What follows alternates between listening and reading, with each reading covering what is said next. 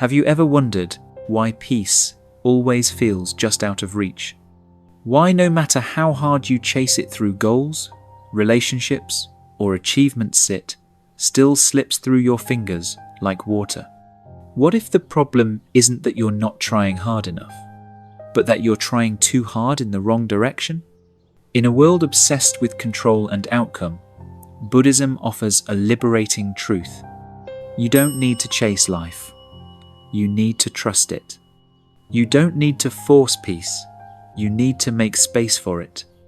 In this video, we'll explore 11 timeless Buddhist teachings that reveal the truth behind why peace eludes us, and how it finally arrives not through striving, but through surrender. And stay till the end for the bonus lesson that just might change how you relate to yourself forever. Lesson 1. Surrender is strength, not defeat. They told you to grind harder, to chase dreams, to never stop. And so, you ran. You chased success.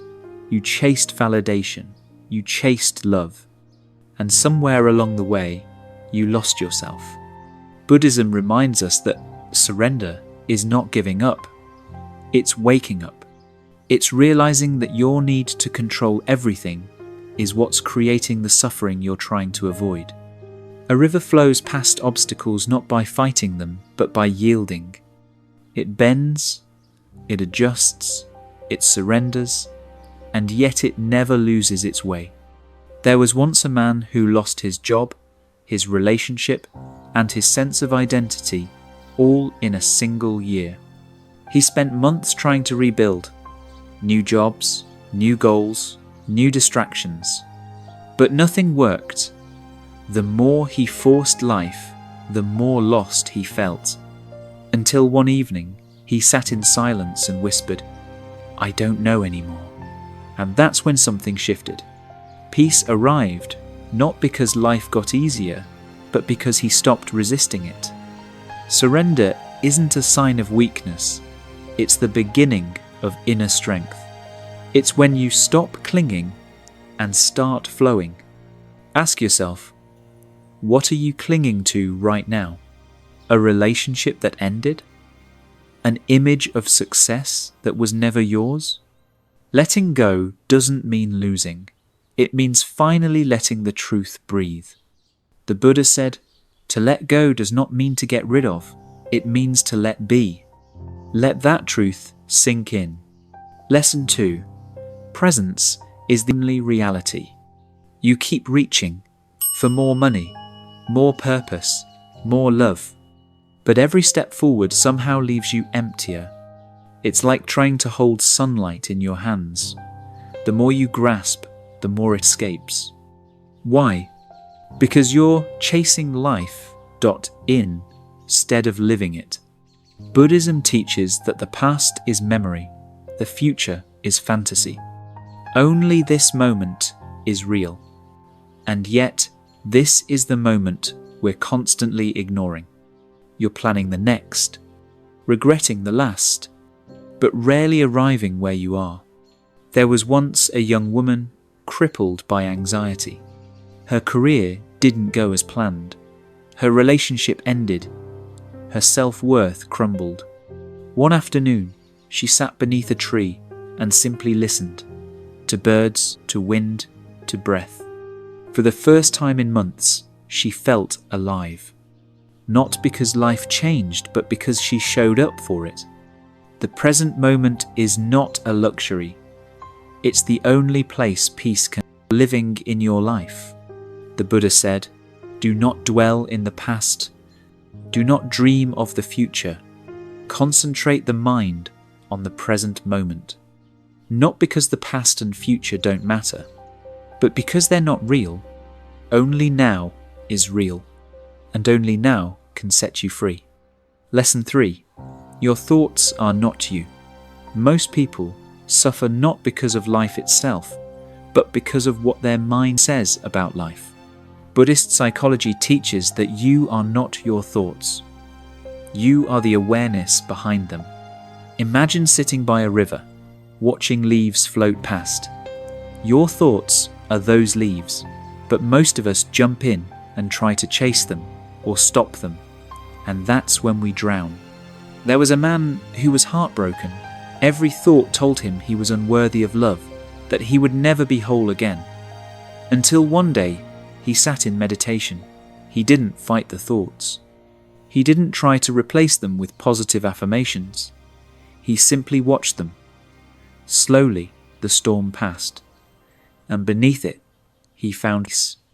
Your thoughts will tell you many things, that you're not enough, that you're falling behind, that life is a race. But when you stop believing everything you think, you start discovering the truth that lives beyond the noise. Here's your reminder. The mind is like weather, always changing, but you are the sky, always present, always vast, always still. Lesson 4. Acceptance transforms pain into peace. Pain is part of life, but suffering, that's optional. That comes from resisting what is.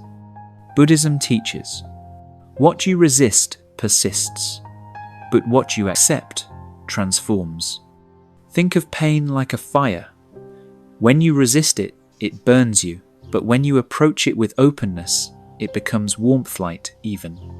A student once lost everything: his partner, his job, his confidence.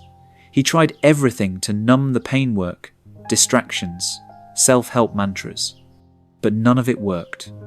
Then one day, sitting on his living room floor, he whispered, "I hurt, and maybe that's okay." That moment didn't fix everything, but it softened the storm, because when you stop making pain wrong, it stops trying to prove itself to you. Here's a practice. When pain arises, don't rush to fix it. Sit with it, breathe, ask it what it wants to teach you. You might find that what you thought was punishment was actually a teacher in disguise. Lesson 5. Impermanence is your liberation. We cling because we believe things will last: relationships, success, identities we worked hard to build. But everything changes. And the more tightly we hold on, the more it hurts when life inevitably moves. The Buddha taught that impermanentianices, the natural law of the universe. Everything that arises will pass away. There was once a man who tied his entire identity to his career. When he lost his job, he didn't just lose income, he lost himself. For weeks, he spiraled, trying to reconstruct the past. Until one morning, he sat with a simple thought. Maybe who I was isn't who I'm becoming. That realization set him free. Impermanence isn't a threat, it's an invitation to love while it lasts, to be grateful while it's here, to let go when it's time. Here's your reminder. Nothing is guaranteed, but that's what makes this moment sacred. So stop clinging to forever. Bow to the beauty of now. Lesson 6. Stillness is where power awakens. You've been taught to chase clarity through action, to fix, to solve, to do more. But sometimes, the most powerful thing you can do is sit still. There's a Zen story of a young woman who asked a monk for advice about her chaotic life. He told her, "Go sit by the river, don't move, just breathe." She thought he was joking, but she tried it. And after many still, silent mornings, something shifted, not outside within. Her mind softened, her heart opened, and clarity rose like mist off the water. Stillness isn't laziness. It's presence without resistance. It's where intuition whispers and wisdom awakens. So here's your challenge. Spend 5 minutes today in complete stillness. No goal, no distractions. Just sit, breathe, and listen. You might discover the answer you were chasing was already inside you. Lesson 7. Detach from outcome. Stay devoted to action. We pour our hearts into something: work, love, dream sand, then tie our worth to the result. If we fail, we feel like we are the failure. But Buddhism teaches us the middle way. Act with sincerity, then let go of what happens next. A man once dreamed of becoming a writer. He wrote every day, submitted to publishers, and collected rejection after rejection. One night, he asked himself, what if the writing itself is the reward? That night, he wrote not to succeed, but to express. That shift changed everything. Eventually, success came, but peace came first. When you attach to outcome, you create suffering. But when you act from devotion, not desperation, you liberate yourself. Show up, do the work, love fully, and then release. Let life respond in its own time. Lesson 8. You are already whole. You've been told you must achieve, fix, improve. That you're not enough yet, but that's an illusion. A monk once poured tea into a cup until it overflowed.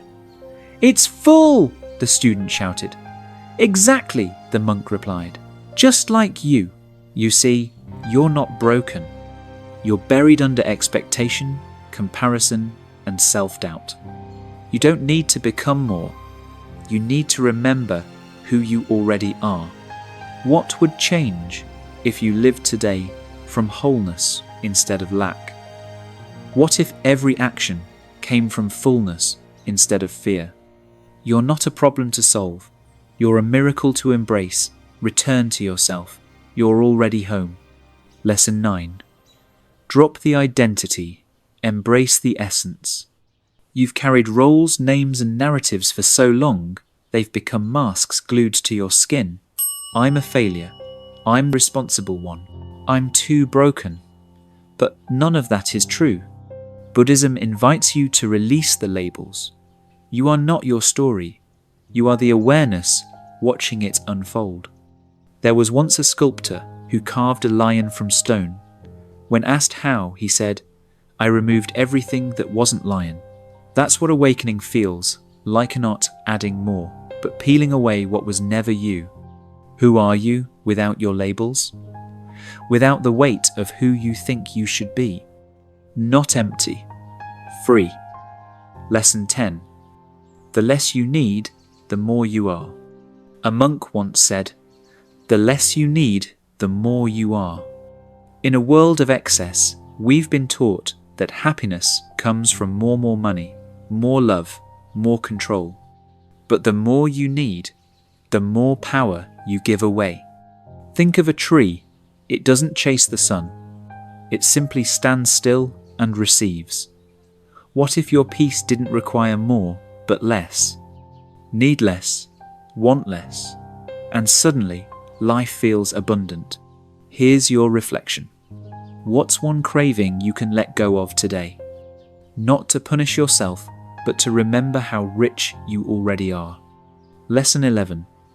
Uncertainty is not the enemy, it's the teacher. When life feels unclear, we panic. We grasp for answers, force clarity, and try to predict every step. But the Buddha taught that not knowing is closer to truth than false certainty. There was once a seed buried deep in the soil. No one could see it growing. But the farmer didn't dig it up. He trusted, and eventually it sprouted. You may not see your growth right now, but it's happening. Sit with the uncertainty. Breathe into the mystery. You are being shaped in ways the mind cannot yet understand. Let life unfold. Trust the darkness. It's where roots take hold. Compassion begins within. You give so much to others: kindness, patience, forgiveness. But do you offer the same to yourself? There's a man who searched the world for peace, only to discover it was waiting inside him all along. That's the power of self-compassion. You can't pour from an empty cup. You can't love others well if you're starving for your own kindness. Start today. Speak to yourself as you would to someone you love. Forgive yourself. encourage yourself, hold yourself. Because when you fill your own cup, peace stops being a pursuit and starts becoming your presence. The real chase ends here. In a world that glorifies control, productivity, and constant pursuit, the most radical thing you can do is pause, to stop running, to breathe, and to remember life isn't something you conquer. It's something you receive. Every lesson you just heard is not a rule, it's a doorway, a gentle nudge back toward the life that's been waiting for you all along. Not a life built on fear or proving, but on stillness, clarity, and truth. So, the next time you feel like you're falling behind or losing control, remember, you don't have to chase life. You just have to stop running from the present moment. And when you do, life will find you. Thank you for joining me on this journey. If this message touched you, subscribe to the Enlightened Mind, share this video, and leave a comment with the lesson that spoke to your heart the most. May you stop chasing, may you start arriving, and may peace find you where you are.